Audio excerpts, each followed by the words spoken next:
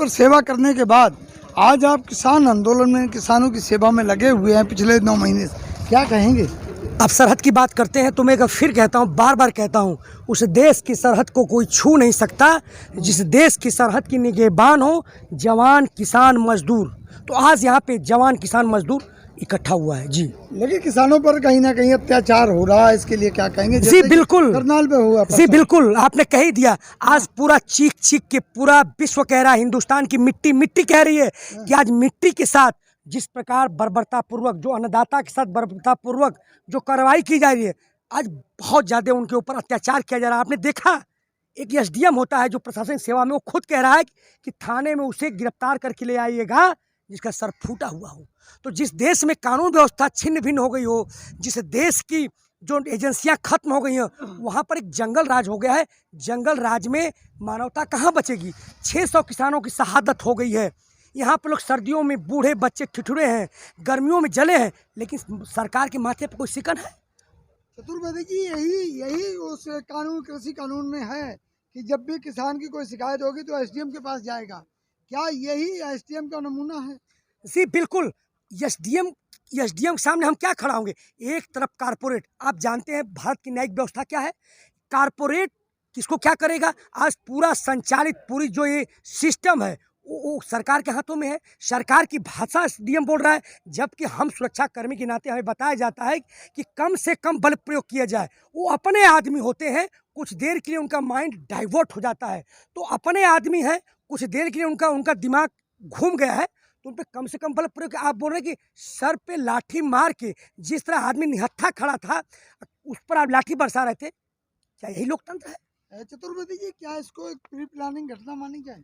जी बिल्कुल, pre planning नहीं, ये सोची समझी साल जिस दिन से यहाँ महापंचायतों में पंजाब में आंदोलन खड़ा हुआ, क्या कहा गया पहले? खालिस्तानी, माओवादी, पाकिस्तानी, चाइनीज प्रो, ये लोग नक्सली हैं, आंदोलनजीवी हैं, छोटा किसान है, बड़ा किसान है, तमाम मावाली तक कहा गया।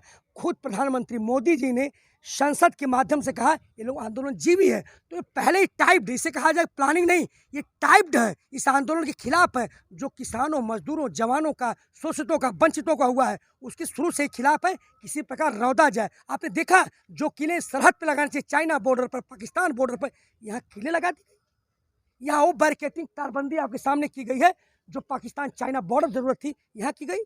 क्या हम पाकिस्तानी हैं? क्या चाइनीज है? इस देश को किसने बनाया? किसानों ने, जवानों ने, मजदूरों ने बनाया। उनके लिए जगह कहाँ है? आज उन पर लाठियां बरस रही है, गोली बरस रही है, वो दिन में 20-20 घंटा काम करते हैं।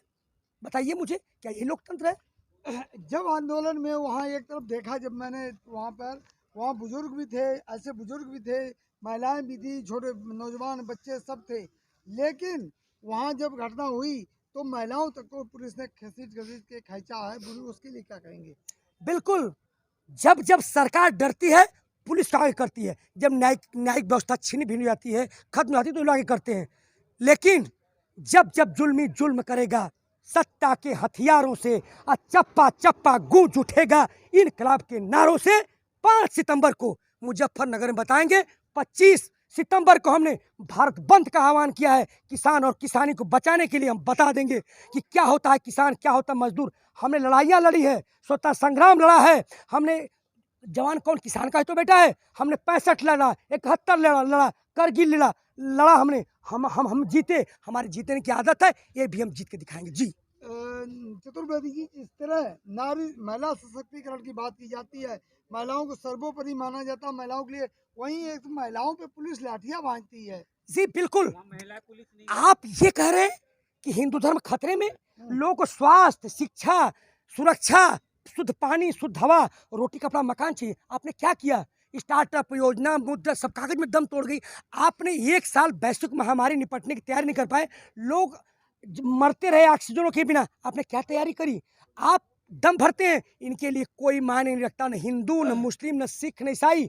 ये सत्ताजीवी हैं, इनके लिए कोई नारी मायने नहीं रखती, कोई पुरुष मायने नहीं रखता, कोई अपाहिज मायने नहीं रखता। इनके सत्ता के सामने जो भी आएगा उसको रौंद दिया जाएगा। यही ये सत्ताजीवी है जी। हाँ, जिस तरह एक किसान की शहादत हुई है, एक बच्चे की आंखें जली गई, 18 नौजवान बच्चे की, उसके लिए क्या कहेंगे? जी बिल्कुल, दुख है हमें, लेकिन किसी चीज़ को पाने के लिए कुछ खोना पड़ता है, कुर्बानियाँ देनी पड़ती है।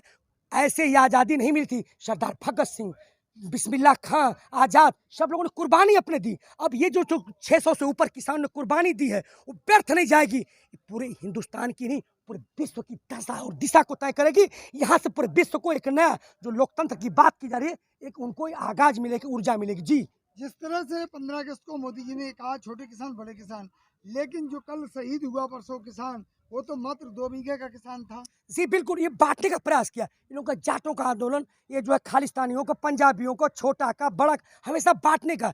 बांटो राज करो, ये कौन सी टीम है? ये कांग्रेस की बी टीम है, भारतीय जनता पार्टी। जो कांग्रेस करती रही ये कर रही है, ये भी बांटने का काम कर रही है।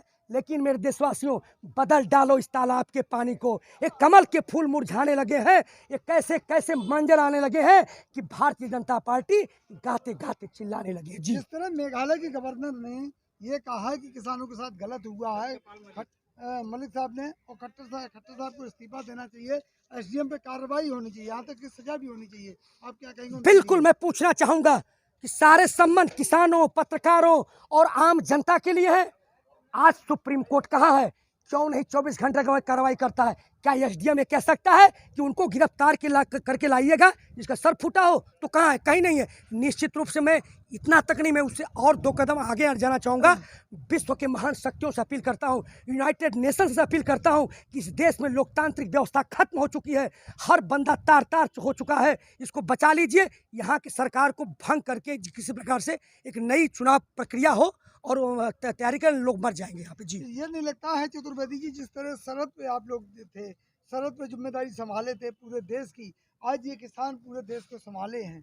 जी बिल्कुल, हम पहले ही कहा था, किसान कौन? जवान का ही तो बेटा है। हम ही जवान, हम ही किसान। 18 साल के पहले हम अपने बाप की उंगली पकड़ के खेत में जाया करते थे, आज मेरा बेटा जाता है। सबसे पहले हम किसान हैं। भारत एक कृषि प्रधान देश है। आप निजीकरण क्यों कर सकते हैं? हमें रोटियों को तिजोरी में बंद करने का प्रयास कर रहे हैं आप।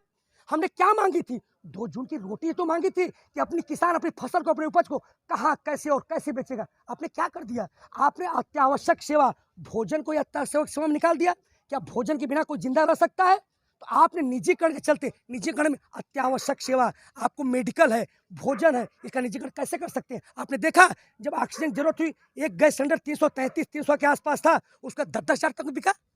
तो निश्चित रूप से निजीकरण हम मैं ये भी कहता हूँ कि 2000 विकास की बात करते हैं, गरीबी हटाओ की बात करते हैं।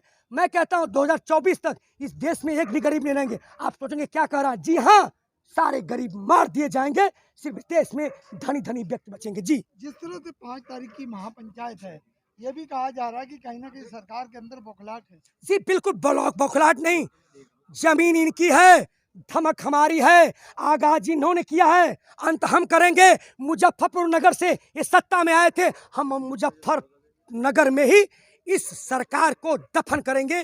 सरकार डरी हुई है, सहमी हुई है, रो रही है।